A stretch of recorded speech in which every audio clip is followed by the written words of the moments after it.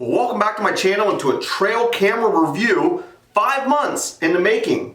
Now this is a Wi-Fi trail camera from Creative XP, and when I received this trail camera over 5 months ago, I had some serious concerns about how it was going to hold up. Did it overcome the obstacles of my first impressions? Well, let's get into the review.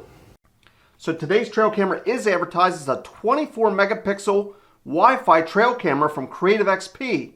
Now, as I already alluded to, I had some serious concerns when I received this trail camera over 5 months ago. And that's because when I took it out of the package, this camera was nearly identical to a trail camera I had already produced a video on several months earlier. Now, that video focused on the 3 cheapest trail cameras that I could possibly find on Amazon, and the very cheapest looks almost identical to this trail camera. Now, in that previous video, that cheapest trail camera that looked nearly identical to this, it failed miserably. In fact, it was probably one of the worst trail cameras I've ever used. So now fast forward to this Wi-Fi trail camera from Creative XP. It looks nearly identical to that trail camera. Has it really improved that much? Is this truly a 24 megapixel trail camera? And will the Wi-Fi function work? And how will it hold up? So I took the next 5 months testing this camera so I can be sure to give you the pros and cons as I see it after using this trail camera for over 5 months.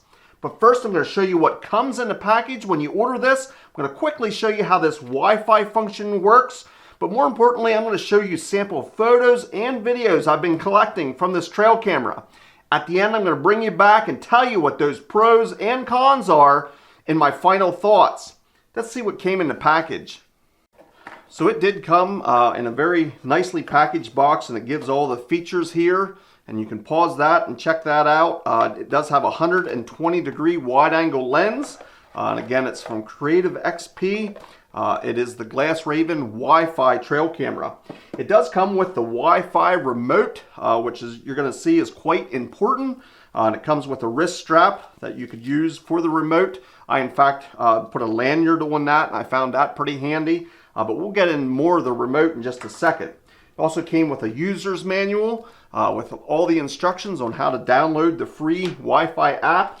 It did come with a card reader, and this is compatible with USB. It has a Lightning for iPhones and an Android plug on that side. Lastly, it has a tree strap that was included. It has a plastic buckle on it, an approximately 1-inch strap. More importantly, let's take a quick look at this camera. As I said, it has a tree strap mounts here in the back. It has a 1/4-20 mount here also in the back. A little bit of serrations there. You'll see your low glow lights there. Here's your lens and your PIR sensor. Down below here, you do have a thumb screw. When you open up that thumb screw, it reveals the battery compartment. Now here's something very unique about this trail camera. It runs on 2 18650 rechargeable batteries. Now these batteries come with this trail camera, and if you're not familiar with these 18650 batteries, they are good batteries, but I would highly recommend you buying an extra set and a charger. The way you would charge it now is through the USB port on the camera, but that would mean removing the camera from the woods.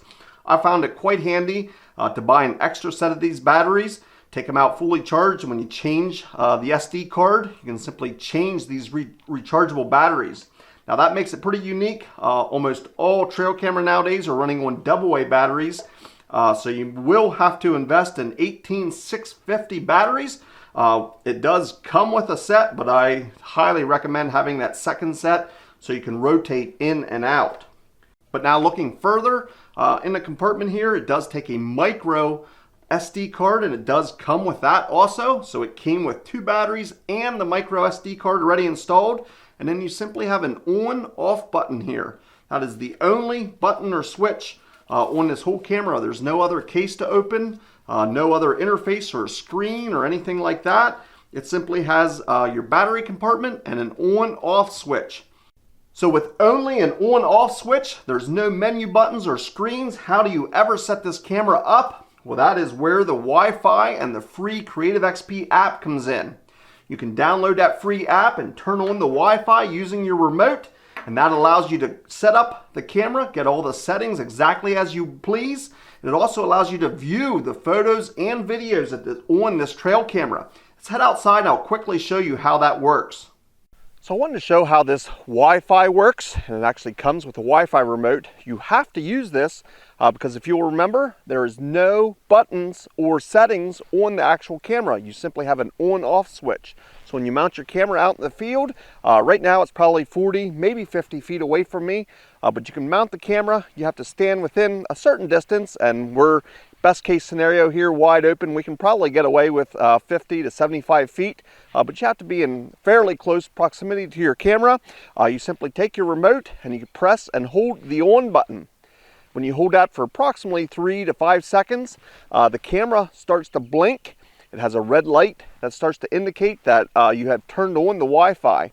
At that point, the camera is putting out a Wi-Fi signal. Your smartphone can detect that Wi-Fi. You can log onto that Wi-Fi and open up the app. As you open up the app, you can see a plus button here, down here in the bottom of the screen. You simply press on the plus button, and when it turns green, that means you're connected. You can now see a live view there. I can wave. It gives you a live view right on your app. You can see exactly then how to set up your camera, make setup a breeze, but more importantly, you can go into the settings and set up the camera settings. If you click your little gear icon down here, you can change the mode to the image and photo size, to the video length, and all of your different settings that are available on this camera. You can simply change all of them right here in your app. And again, this is the only way you can change the settings since there are no menu buttons or no other interface on the actual camera. So when you're done with the settings, you can click back here and go back to the original page here. It gives, again, the live view of the camera, what it's seeing. Over here in the bottom left, you can click on that, and it's going to bring up the previously recorded videos. You can scroll through the videos and pictures that are on here. If you want to see any particular one, you can simply click on it, press the download button, and you can see it downloads that image. It's now in the local section, so you can go into the local section and view your downloaded images. You can also delete them from here, so that makes it nice. Down here in the bottom right, you can delete certain photos, but simply sliding through here, you can see what pictures and videos are on that simply by using the app. Now, of course, you do have the option to pull out the micro SD card out of the camera and view them that way on a computer or a laptop or a smartphone with a reader. But this app does make it easy to scroll through the photos and videos on your Wi-Fi camera. When you're done with the setup or viewing the photos and pictures, you can simply click the off button. If you press and hold the off button, the light on the camera goes back out and it's set and ready to go and ready for the next action. And I know I mentioned this several times, but there's only an on-off switch, so there's no way to activate the camera. You simply turn the camera on and it would be ready to use. And then you can use this remote to turn the Wi-Fi on and off if you do choose to change any of the settings. If you don't mess with any of the settings, it's just going to be on the default settings that are listed in the manual. So you can simply turn this camera on, it'll have the default settings and it'll be ready to use. But I do recommend going in through the settings and customizing them and make it suit your particular setup. So now you can see how this Wi-Fi remote allows you to turn on the Wi-Fi of this trail camera and adjust the settings and view the photos and videos. But I want to show you samples of photos and videos I've collected from this camera. What's the quality like? Well, check these out, and then I'll come back for my final thoughts.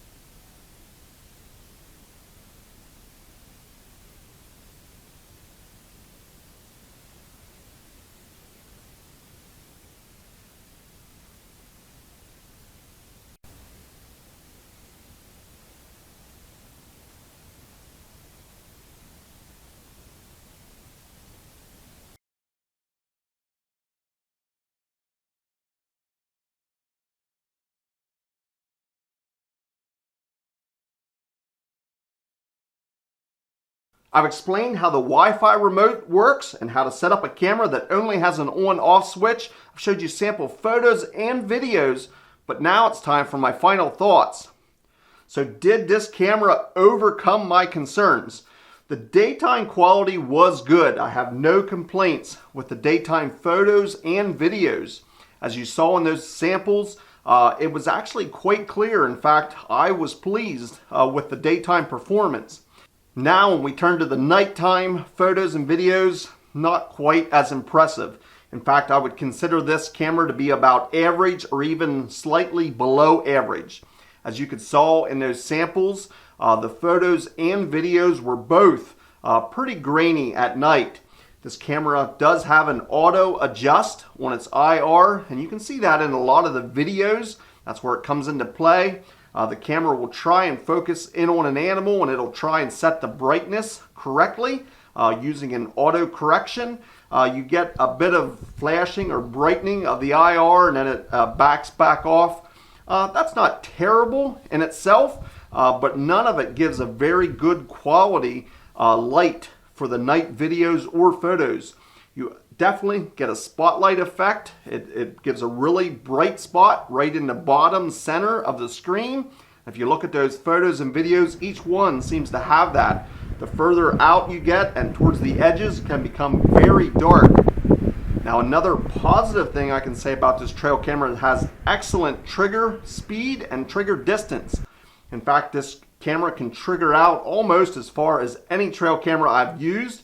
It was actually quite impressive, some of the deer that it was capturing and how far away they really were. So the trigger and the PIR sensor worked very good on this trail camera.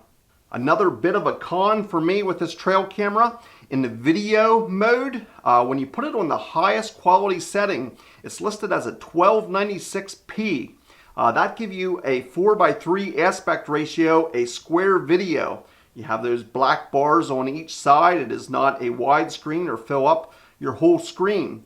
That necessarily isn't bad in itself, but when you drop the video resolution down to 1080p, then it gives you the widescreen. So there's definitely two different aspect ratios depending on which setting you select in the videos. I could not find hardly any difference in the quality, whether I had it on the square video, and that is the highest quality setting, or if I dropped it down to 1080p, that's one step below. I couldn't tell any difference in the actual quality. Both of them seem to be pretty grainy at night. Now again, during the daytime, I had absolutely no complaints with the photos or videos. It was just lacking in the nighttime photos and videos. I have found that the battery life lasted approximately a month. Now keep in mind, every time I've had this camera out, I had it on photo and video mode. So in other words, it was taking a photo followed by a video. That does use considerable amount of battery. I was averaging about 1 month on those two 18650 batteries. Now that isn't terrible in itself, so I would say battery life is about average. But again, you have to have that 18650 batteries. You could use a spare set to replace as you check this camera, or you're gonna have to physically bring this camera in and plug it into a USB port. It doesn't come with any other type of charger to charge up these batteries, and you do have to use those 18650 batteries. It doesn't have any AA option. Another con that I wanted to touch on was, like I'd said, it feels like it's a pretty cheap build. Again, I think I'd mentioned it weighs around 6 ounces when it doesn't have the batteries in. That is exceptionally light. I mean, there's just hardly anything to this trail camera. That isn't necessarily in itself bad. I was just concerned about its longevity. Now, I took an extra long time, over 5 months, to test this, and it has held up so far. The tree strap mount here on the back of the camera is very, very thin. I am positive you could break them just by simply using your fingers and applying enough pressure. I haven't had any animals rip this off the tree, and so far they're both intact.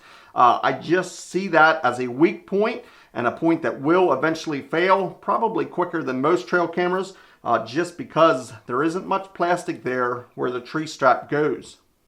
So there you have it, the pros and cons as I saw it. There's definitely some cons. This camera has held up now for 5 months. Will it last for a year or two? I'm still not fully convinced, but this trail camera does have its place. The daytime photos and videos, they were quite impressive.